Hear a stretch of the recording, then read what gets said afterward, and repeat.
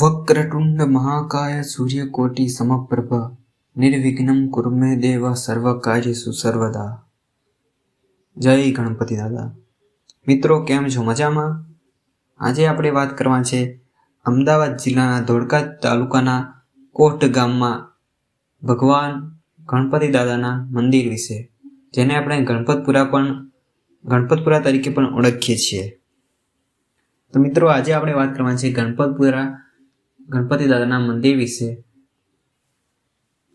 ગણપતપુરામાં ગણપતિ દાદાના દર્શન કરીને આપણે જાણીશું કે ગણપતિપુરા મંદિરનો ઇતિહાસ અને ત્યાં ભક્તો કેવી માનતા રાખે છે તે વિશે આપણે આજે જાણીશું। એક વસ્તુ એવી છે કે આ ગણેશજીનું મંદિર છે।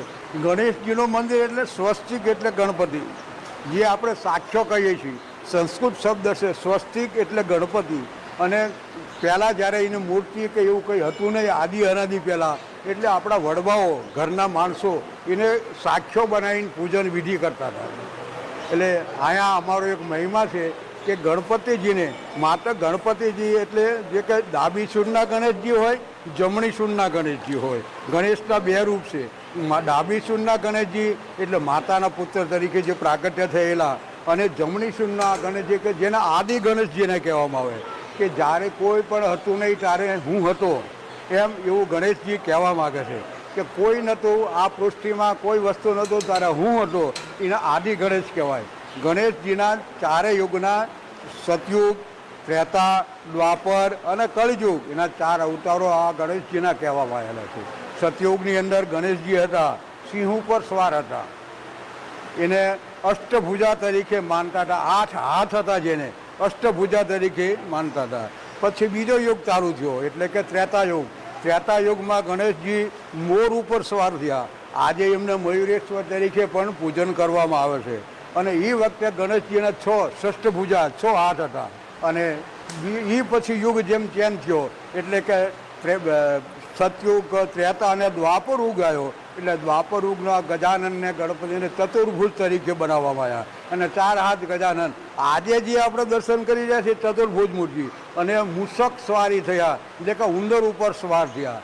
અને હવે કળયુગનો એન્ડ આવશે, અને તે વખતે ધૂમ્રકેતુ નામનો એક અવતાર ધારણ થશે, અને એ અવતાર શ્વેત ઘોડા પર એટલે ધોળા ઘોડા પર એનો સવાર હશે।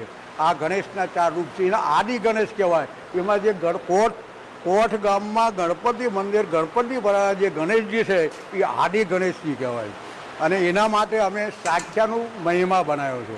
કોઈ પણ સંતાનો કોઈ પણ પ્રશ્ન હોય, કોઈને સંતાન ન થતા હોય, કોઈને લગ્ન ન થતા હોય, કદાચ સંતાનો હોય તો વિદ્યાભ્યાસ માટે પાછળ રહેતા હોય, કદાચ સંતાનો મોટા થઈ ગયા તેના લગ્ન સંબંધી કોઈ પણ બાબત પ્રશ્ન નડતા હોય, કોઈ આપણે મકાન બાબતમાં કોઈ અડચણ હોય, કદાચ કોઈ બિઝનેસ માટે, કોઈ જોબ માટે, અથવા ફોરેનમાં જવા કોઈ વિઝા માટે, આવા ઘણા પ્રશ્નો લઈને માણસો અહીં આવતા હોય છે। ગજાનન ભગવાનનું ડાબી સાઈડમાં એટલે કે જેમ ગણેશજી ડાબી સાઈડના એટલે કે ડાબી સૂરના ગણેશજી, એમ કે ડાબી સાઈડમાંથી એટલે ઊંધો સાખ્યો બનાવો। ઊંધો સાખ્યો બનાવીને આ મેં જે કીધા એમાંથી એક પ્રશ્ન ગણપતિ આગળ ડિક્લેર કરીને મૂકી દે, અને એ કાર્ય થઈ જાય એટલે સવળો સાખ્યો સિદ્ધિવિનાયક દાદાનો જમણા હાથને એટલે કે સવળો સાખ્યો બનાવી એને બાધા પૂરી કરે છે। આ ગણેશજીનો મહિમા છે, આ ગણપતિનો મહિમા છે, આ ગણેશજી છે। અને આ ભાલ ક્ષેત્ર છે, ભાલ ક્ષેત્રની અંદર ભગવાન ગણપતિનું એક સ્થાપન કરવામાં આવ્યું છે। વિડીયો ગમ્યો હોય તો વિડીયોને લાઈક કરો, ચેનલને સબસ્ક્રાઈબ કરો, જેથી અમે આવા નવા વિડીયો આપ સમક્ષ રજૂ કરી શકીએ। જય ગણપતિ દાદા।